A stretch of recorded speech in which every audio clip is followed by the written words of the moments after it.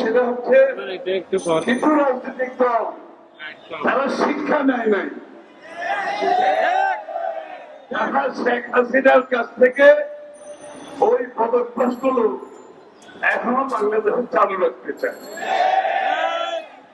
শেখ হাসিনাকে তার এই ধরনের চরিত্রের জন্য বাংলাদেশের মানুষ বিতাড়িত করেছে। সেই রাজনৈতিক সংস্কৃতি বাংলাদেশের মানুষ আর গ্রহণ করবে না। সুতরাং আগামী দিনের রাজনীতি পরিষ্কার ভাবে পরস্পরের সম্মান বোধের রাজনীতি হতে হবে, সহনশীলতার রাজনীতি হবে,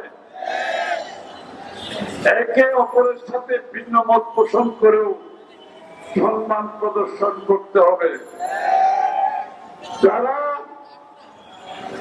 যারা ব্যক্তিগত চরিত্র হননে নেমেছে,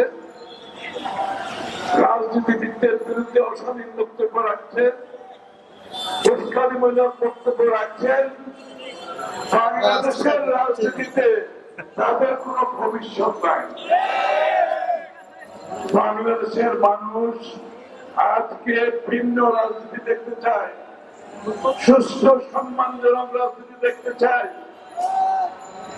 সুতরাং বিএনপি সেটাকে ধারণ করে আমরা সেই পথে চলছি, সুস্থ রাজনীতির পথে চলছি, সহনশীল রাজনীতির পথে চলছি, পরস্পর সম্মানবোধের রাজনীতির পথে আমরা চলছি।